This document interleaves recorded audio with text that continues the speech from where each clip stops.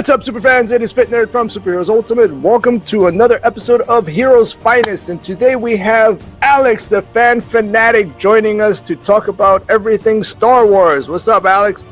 Let's look through some of the comments and some feedback from the other Star Wars fans on a post that I made with Luke, the man, the real Jedi Master, which we had never seen before, because after Return of the Jedi, we just saw kind of like a Jedi trainee, and he wasn't fully a master yet. So the fact that we actually got to see him in full master form, let's hear from some of the super fans and see what some of them said. So we got Danny the Duke Wharton, who stated, absolutely amazing ending, finally got a Star Wars ending we deserved.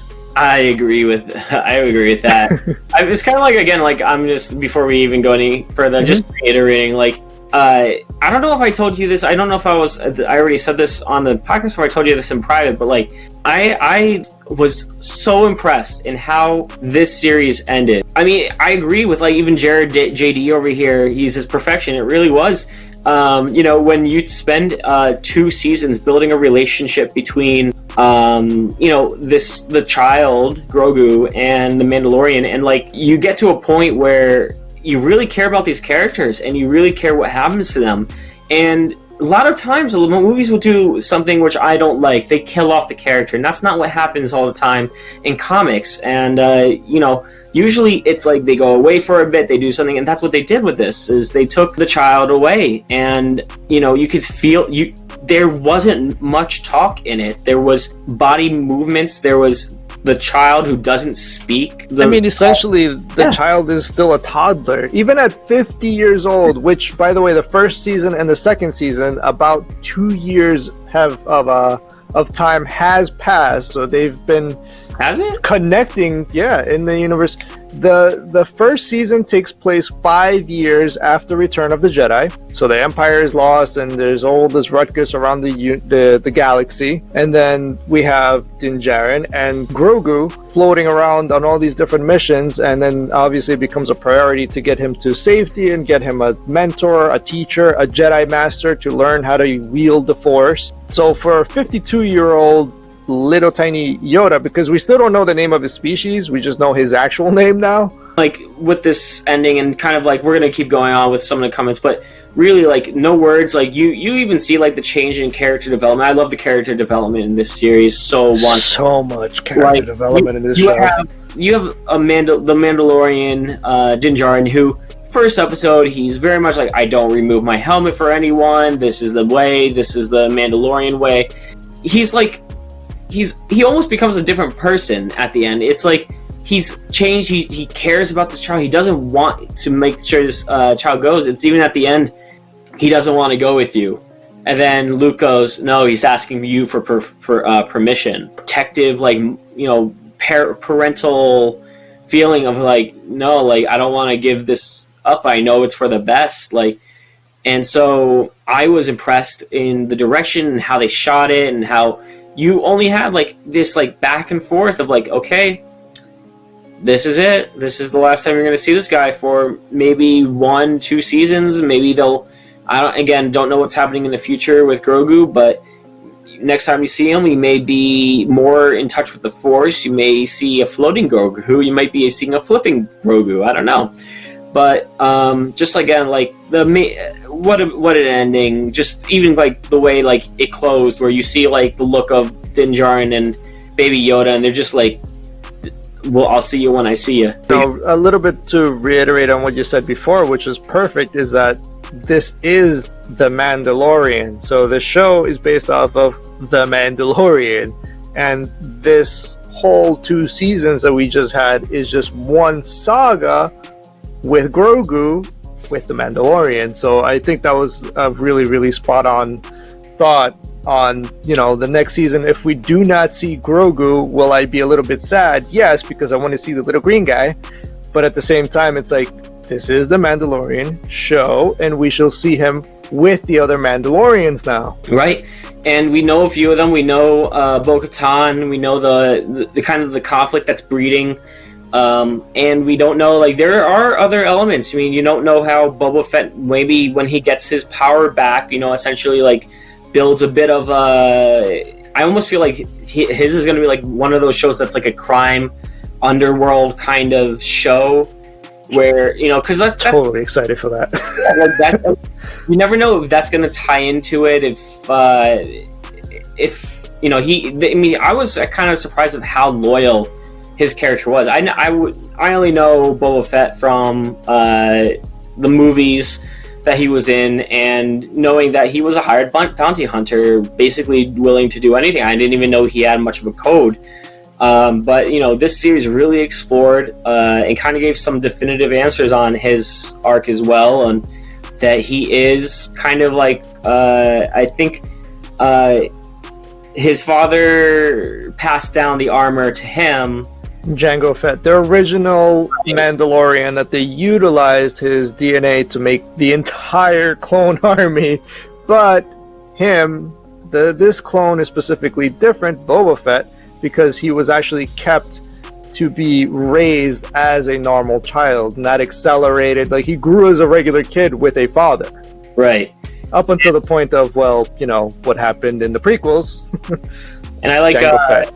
I like one of my things, I know we're going to get into more of the comments now, but one of my favorite things of sequences of this show was a couple episodes back. I think it was actually the one where Grogu was reaching out in the Force and everything, and you have this, I call it an old man moment, where old man like Kung Fu, where you see him with like the stick, and this is before he gets his armor back, and he just goes like ham on the stormtroopers. Like, he breaks freaking like the helmets, the stormtrooper helmets, with like a single blow. He literally, I want to like compare him almost to like Bruce Willis. Like when he has like, I know a lot of it's funny, but like it's like when Bruce Willis goes like ham in some of his movies, Die Hard or anything, like where he's going like off the rails, and he's like, oh yeah, okay, yeah, let's do this, and then like you just see him like completely go old man whooping on everyone else's bum.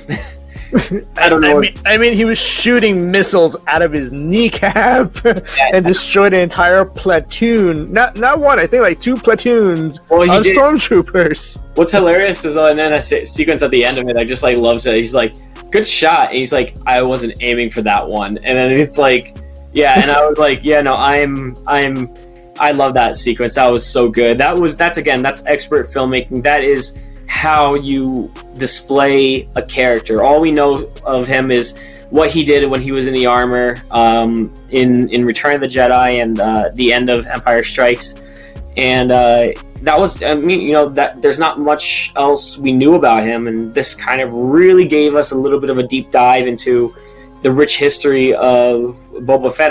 But anyway, let's see what else people are saying. Compare this to Jar. Not that hard. Oh, that's funny. However, but instead, all they did was copy and paste. Disney was so close to lose every single Star Wars fan.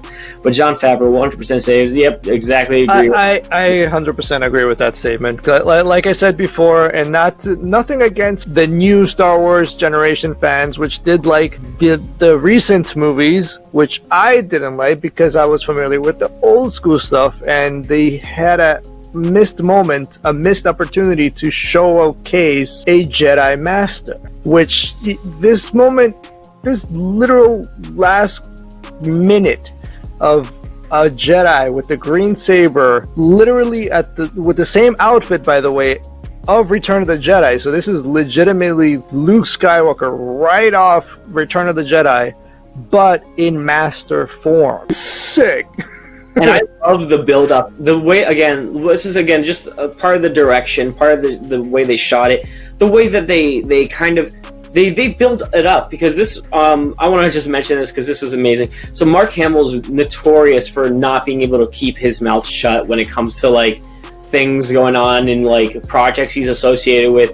So this was shot essentially last year, and so when he essentially had his mouth shut for an entire year, not giving anything away. And then you see like this sequence at the end, and you see like, oh, like it's an X-wing. There was like this like random thought, like, could it be Luke Skywalker? And like I'm like, no, they wouldn't do that. That's kind of like, how would they do that?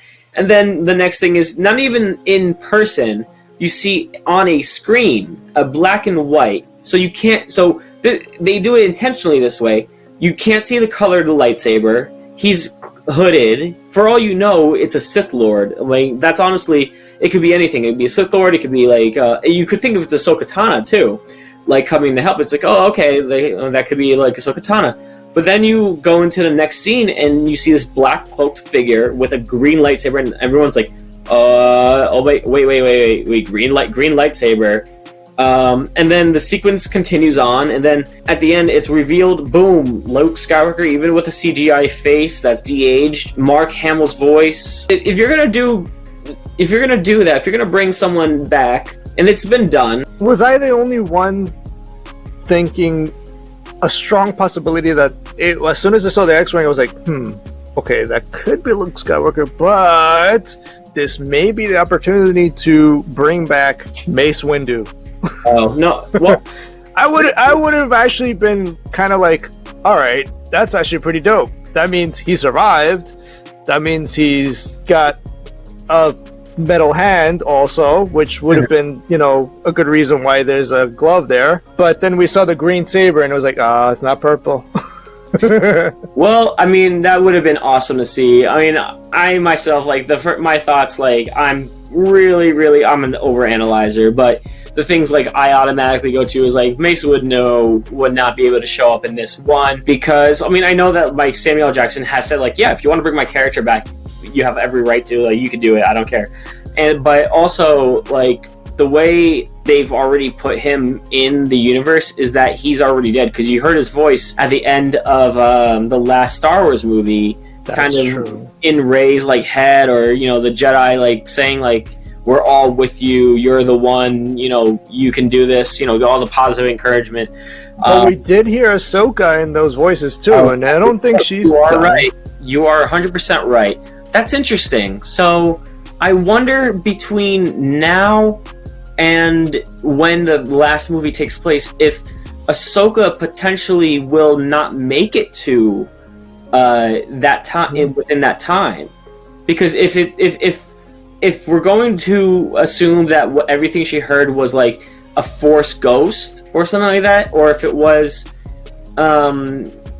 if it was a Force ghost, that would make a lot of sense. That everyone is kind of channeling their energy toward her, to Rey, the last Jedi, or last Skywalker, or whatever you want to call it, Rise of Skywalker. Last Palpatine, apparently. Right, last Palpatine. But, or does she make it? And what you heard at the end was just essentially everything. Now, I did briefly read a headline. I did not look back in the report just yet, but I did read a headline that the Star Wars projects that they're moving forward with will correct the things that were done that fans had an issue with in the last movie, The Rise of Skywalker. So that might actually be a possibility if she's still alive, and that she just could not be there to take on the Emperor, or that. And also, like, just this is a small tidbit, but the fact that what they mentioned, he said, all I wanted was to research the blood. That's all I wanted to do, was researching the blood of Yoda, and not Yoda, baby Yoda, and that was it. You could take the child. Like, he was very much like, I think if 100%, he would have potentially been able to take the child and get out of there if he didn't try to kill him and everything. That might be the research needed to try to get the Force within Palpatine again, or how it might connect to him, in that it took that long, especially since baby Yoda disappeared and they only got a small sample. Now, I know this might not be something that fans want to hear, but it is actually a possibility, if you really think about it, that within the recent movies, we do learn about Luke Skywalker taking on a bunch of Padawans, train him to be Jedis, and then we see Kylo Ren burning and killing them all, which could mean that Grogu may be killed in the future by Ben Solo. Possibly. I mean that would be terrible, because I'm already obviously not too favorable over the new movies because of what they did to Luke. But then for them to put the cherry on top and then kill Grogu on top of that would kind of like put a sting in it. You know, the other thing is, again, this is just a possibility. Is maybe Grogu uses all his power to like kind of protect everyone. Like maybe people did get away. Maybe there is more to that story that we'll learn about. Like you never know. It could be that some of them were dead, but some of them got away with the help of Baby Yoda Grogu, and like, I mean, just fan theories. I love throwing them out there. So if you want to stay updated, keep a lookout, give us a like, hit the subscribe button, and if you want to follow me on Instagram, feel free to comment at Superheroes Ultimate. Until the next Superfans, may the Force be with you.